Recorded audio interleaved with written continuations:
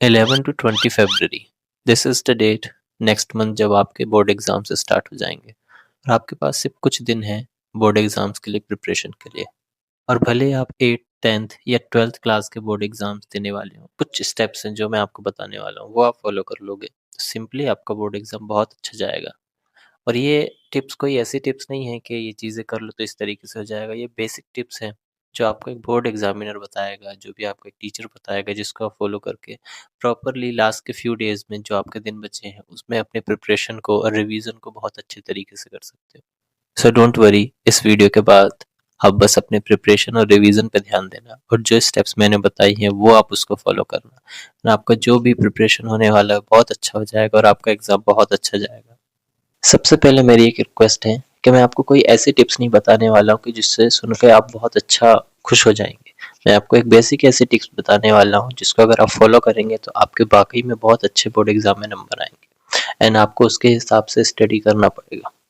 And this is the raw tips जो आपको practically real में काम आएगी और आपके आने वाले बोर्ड एग्जाम्स में अच्छे नंबर दिलाएगी। So hello, I am Pradeep and without wasting any time let's jump into the video.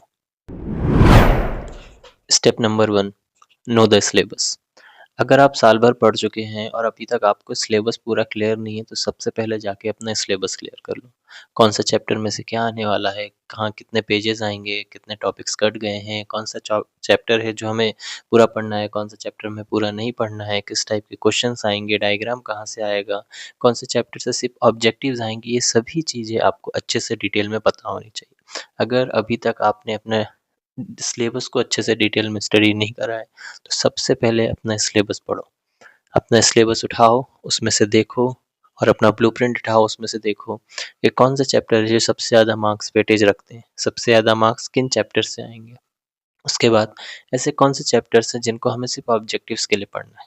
Second, फिर उसके बाद हमें ये देखना है कि कौन से चैप्टर्स हैं जो हमें फुली प्रिपेयर करने हैं, अच्छे से उनको कॉन्सेप्ट के साथ, बेसिक पूरा कॉन्सेप्ट के साथ समझ के उसको पढ़ना है। आपके सिलेबस में जो भी चैप्टर्स हैं उनसे रिलेटेड चीज़ें जो बुक से आने वाली हैं, क्या उनसे रिलेटेड और भी जो टॉपिक्स हैं वो कहीं और बुक से या किसी एक्स्ट्रा करिकुलम से तो नहीं आएंगे। फॉर एन एग्जांपल, इंग्लिश जो है, मान लीजिए इंग्लिश में आपने पूरे चैप्टर्स प्रिपेयर कर लिए हैं, अगर आपने ग्रामर पोर्शन पूरा प्रिपेयर नहीं किया है, सिलेबस अंडरस्टैंड नहीं किया है, तो वो भी करो। सिलेबस आपको पूरी तरीके से कंप्लीटली पता होना चाहिए कि क्या चीज़ें आ रही हैं, क्या चीज़ें नहीं आ रही हैं। सबसे बेस्ट है अगर आपके पास सिलेबस आपका रिटर्न में होना चाहिए, आपके पास एक पेज में या कहीं पर लिखा होना चाहिए सिलेबस, और आपने वो सिलेबस को कवर कर लिया है, अपने स्कूल टाइम में पढ़ लिया है कि नहीं, वो आप टिक करके या उसको ब्लैंक छोड़ के अच्छे से सिलेबस को अंडरस्टैंड कर लो। Step 2, collect all your study material and notes.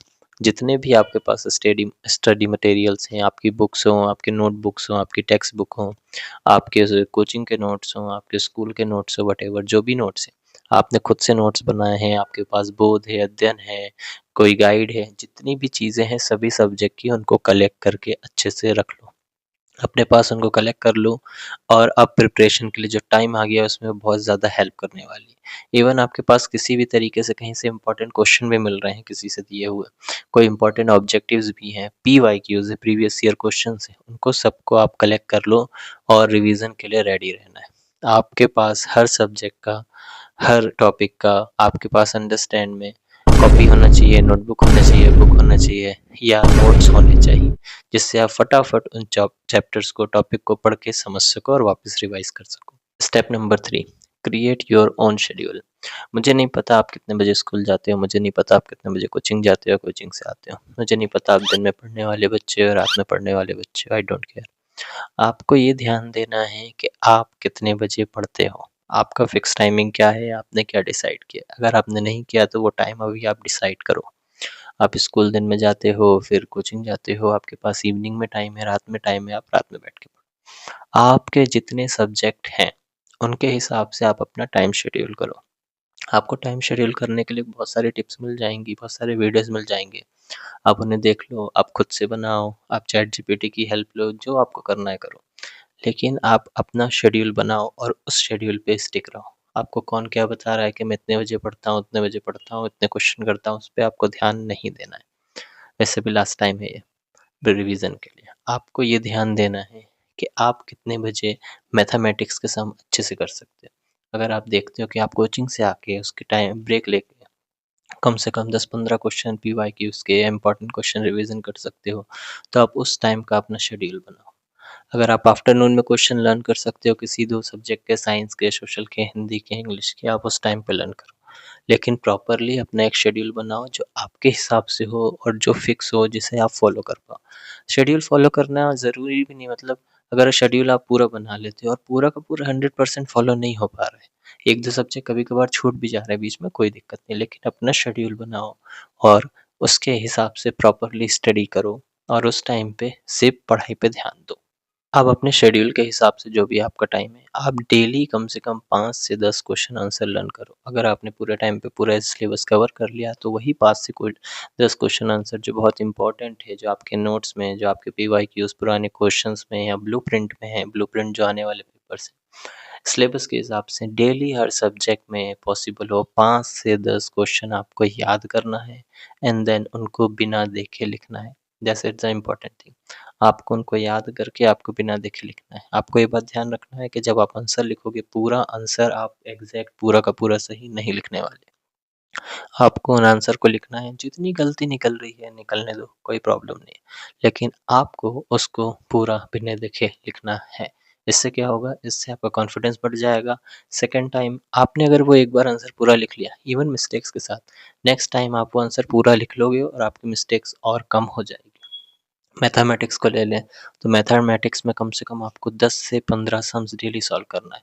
अब आप वो पीवाईक्यूज के करो या पुराने पेपर के करो, आपके दिए हुए किसी ने आपको इंपॉर्टेंट क्वेश्चन दिए हैं उससे करो, आप किसी भी तरीके से करो, आपको डेली 10 से 15 क्वेश्चन करने हैं, सॉल्व करने हैं। और हर सब्जेक्ट में जिसमें आप आंसर लर्न करने वाले हो, टॉपिक लर्न करने वाले हो, नोट रिवाइज करने वाले हो, 5 से 10 क्वेश्चन इंपॉर्टेंट डेली लर्न करना है, रिवीजन करना है, लिखना है। एंड मैथमेटिक्स में डेली 5 से 10 क्वेश्चन बिना देखे करना है।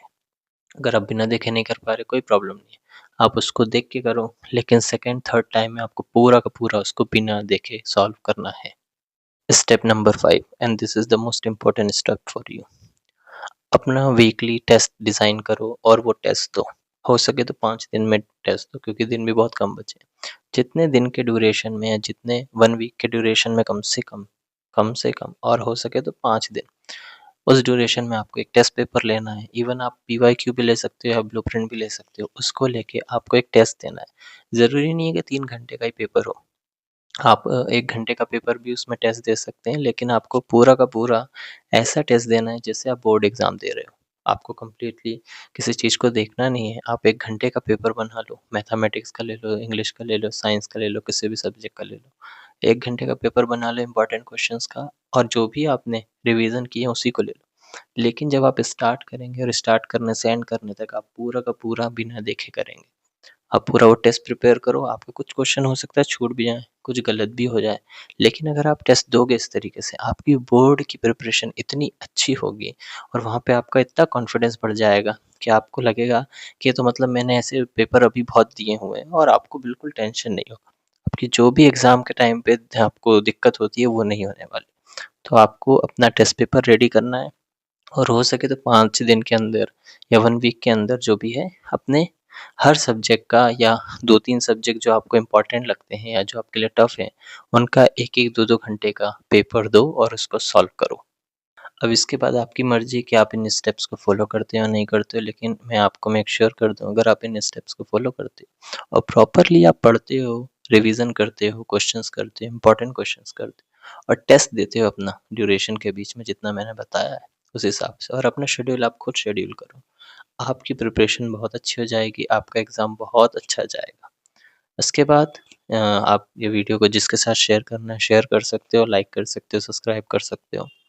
तो ये हमारी 5 स्टेप्स थी, और अब आप इस 5 स्टेप्स को फॉलो करना चाहते हो फॉलो करो, नहीं करना चाहते नहीं करो, but I make sure you, अगर आप इन स्टेप्स को फॉलो करते हो तो आपका एग्ज़ाम बहुत अच्छा जाएगा। आप अपना पूरा सिलेबस अंडरस्टैंड करो, नोट्स जो भी आपके पास इंपॉर्टेंट क्वेश्चन है उनको कलेक्ट करो, आप अपना शेड्यूल डिज़ाइन करो अपने हिसाब से, डेली क्वेश्चंस लर्न करो, उनको बिना देखे लिखो, मैथ के क्वेश्चन बिना देखे करो, अपने टेस्ट लगाओ वीकली या 5 दिन के अंदर 1 आवर के टेस्ट लगाओ, कम से कम जितने आधे घंटे का लगाओ, नहीं हो पा रहा तो, लेकिन उसको प्रिपेयर इस तरीके से करो और ईमानदारी से प्रिपेयर करो।